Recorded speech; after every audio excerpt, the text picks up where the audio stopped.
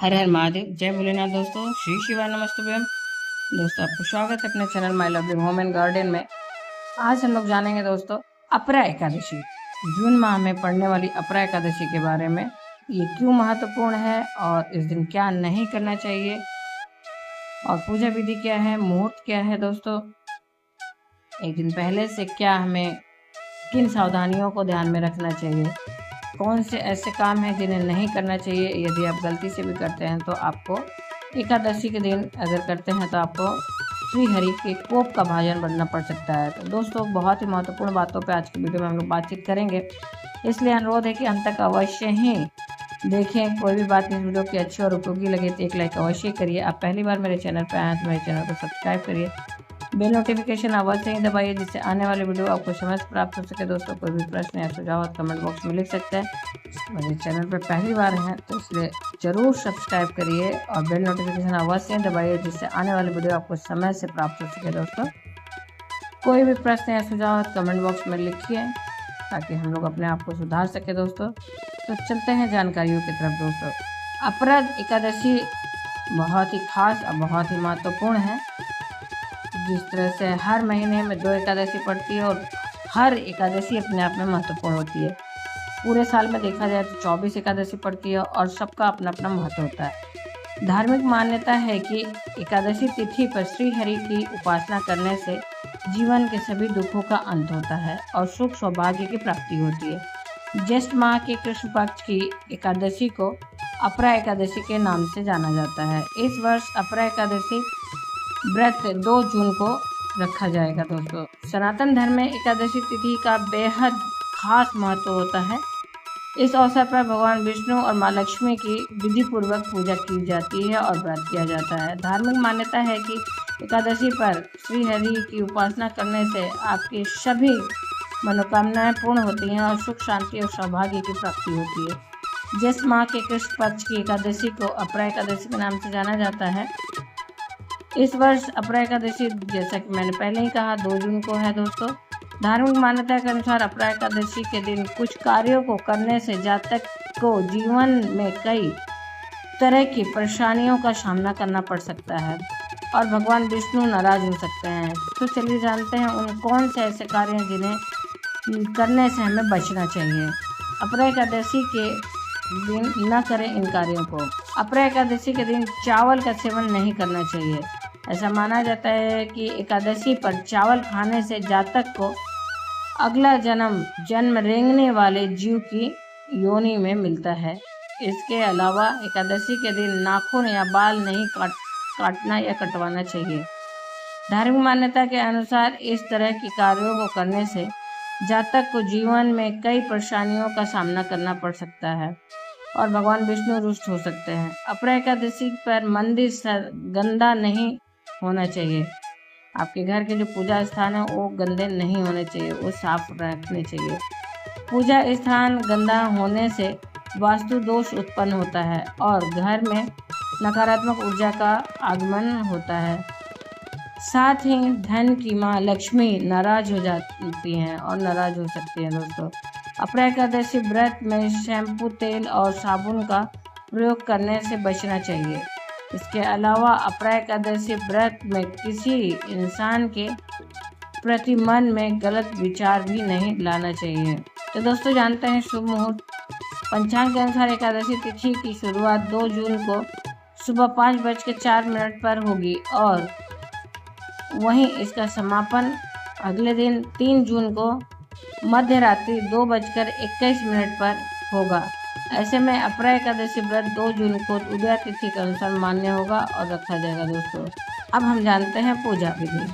दोस्तों, इस दिन व्रती को, जो व्रत हैं वो भी, जो व्रत नहीं है वो भी, सर्वप्रथम ब्रह्म मुहूर्त में उठना चाहिए और नित्य क्रिया से निवृत्त होने के बाद साफ स्वच्छ का वस्त्र धारण करना चाहिए और वस्त्र में वो भी ऐसे कलर पहने जो भगवान को प्रिय हो। दोस्तों, जैसे कि पीले वस्त्रों को धारण करना चाहिए और साथ ही पीले चीज़ों का ज़्यादा से ज़्यादा इस्तेमाल होता है। श्री हरि को ये रंग बहुत प्रिय है।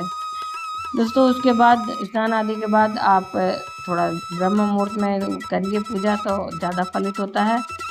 आप अपने नित्य क्रिया से निवृत्त होने के बाद, स्नान आदि के बाद, वस्त्र धारण करने के बाद दोस्तों आप अपने पूजा स्थल पर आएँ। ब्रह्म मुहूर्त में कर रहे हैं तो, और गंगा जल के छिड़काव से सारी चीज़ों को शुद्ध करें और 3 बार आचमन करें भगवान विष्णु का नाम जाप करते हुए। उसके बाद एक दीपक जला के आप संकल्प धारण करें। अपने हाथ में पुष्प लें, पानी लें और 1 रुपये का सिक्का लें।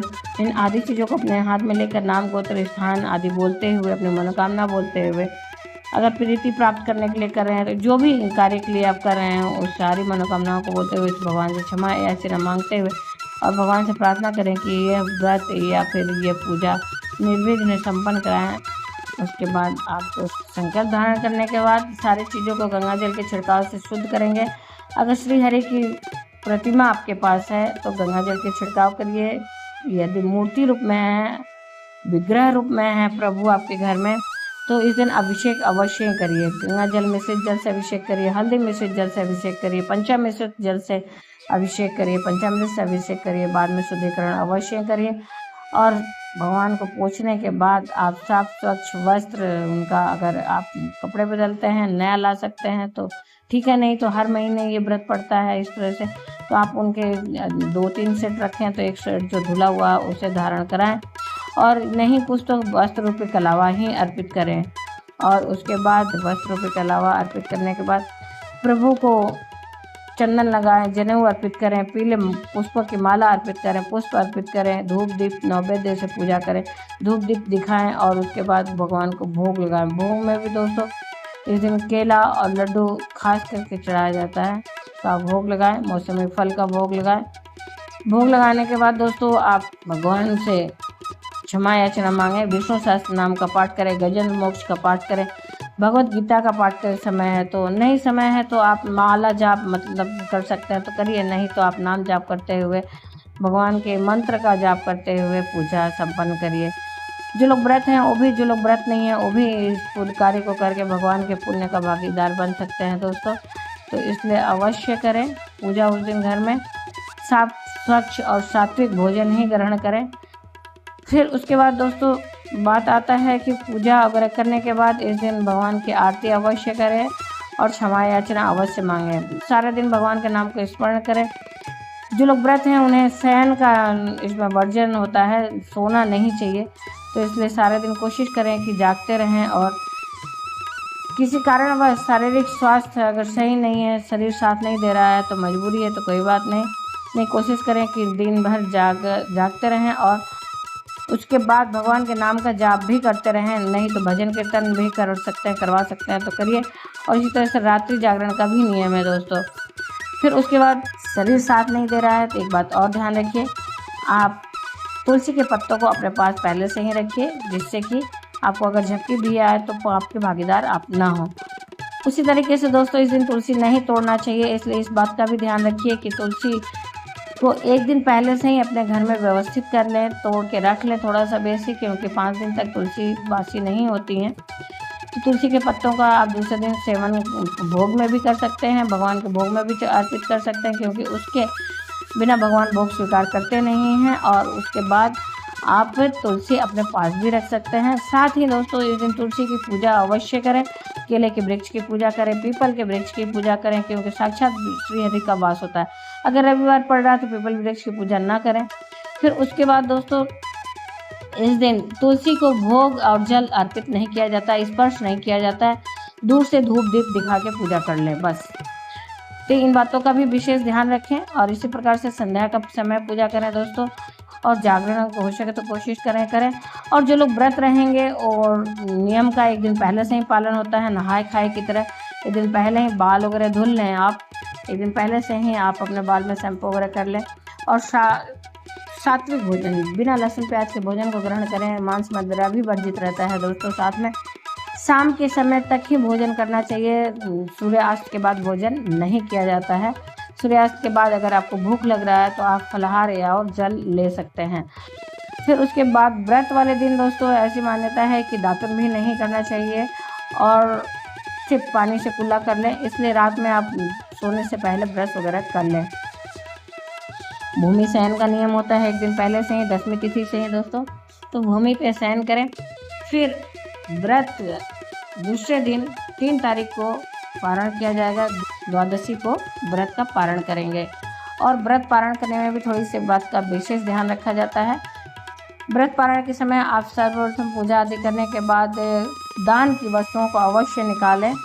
ब्राह्मण के निमित्त दान निकालें। भोजन करा सकते हैं तो कराएं, नहीं अगर संभव है तो दान की वस्तुओं को निकाल के ही अपने पारण के जो भी भोग बनाए हैं, शुद्ध सात्विक भोजन नहीं बनेगा, बिना लहसुन प्याज का बनेगा, तो आप भोग भगवान को भी लगाएं और गाय के लिए भी निकालें, फिर उसके बाद अपने ग्रहण करें। इस प्रकार से द्वादशी के दिन दोस्तों आपका व्रत संपूर्ण होता है और इस दिन भी चावल वर्जित रहता है। आप संध्या काल के बाद मतलब चावल खा सकते हैं शाम के बाद में, और दो ही टाइम के भोजन का नियम होता है द्वादशी के दिन दोस्तों। तो इस बात का भी ध्यान रखिएगा कि आप कैसे व्रत कर रहे हैं और कैसे इसका पूरा लाभ ले सकते हैं। तो आने वाले वीडियो में हम लोग जानेंगे अपरा एकादशी की व्रत कथा। तो दोस्तों उम्मीद करते हैं वीडियो की जानकारी आपको अच्छी और उपयोगी लगी होगी। अगर अच्छी और उपयोगी लगी एक लाइक अवश्य ही छोटा सा करिए। आप पहली बार मेरे चैनल पर आए तो मेरे चैनल को सब्सक्राइब करें, बेल नोटिफिकेशन अवश्य ही दबाएं, जिससे आने वाले वीडियो आपको समय से प्राप्त हो सके। कोई भी प्रश्न या सुझाव कमेंट बॉक्स में लिख सकते हैं दोस्तों। फिर मिलते हैं नई जानकारी के साथ नए वीडियो में, तब तक के लिए हर हर महादेव, जय भोलेनाथ दोस्तों। ओम नमः भगवते वासुदेवाय। धन्यवाद दोस्तों।